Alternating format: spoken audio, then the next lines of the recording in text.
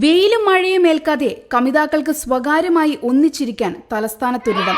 പ്രാവച്ചമ്പലത്താണ് couples cafe എന്ന പേരിൽ തികച്ചും എക്സ്ക്ലൂസീവായി ഇങ്ങനൊരു കേന്ദ്രം വരുന്നത്. പേര് പോലെ കമിതാക്കൾക്ക് മാത്രമാണ് ഇവിടെ പ്രവേശനം. 2 മണിക്കൂർ ഒന്നിച്ചിരിക്കാനും ഓരോ ചോക്ലേറ്റ് ഷേക്ക് ആസ്വദിച്ച് കഴിക്കാനും 300 രൂപ മാത്രമാണ് ചിലവ്. പഴയ നിങ്ങളോട് ഒറ്റക്ക് കഴിച്ചാൽ മതി. ഇതാണ് കേരളത്തിൽ എന്തെങ്കിലും സംഭവങ്ങൾ കൊണ്ടെന്നുള്ള പ്രത്യേകത.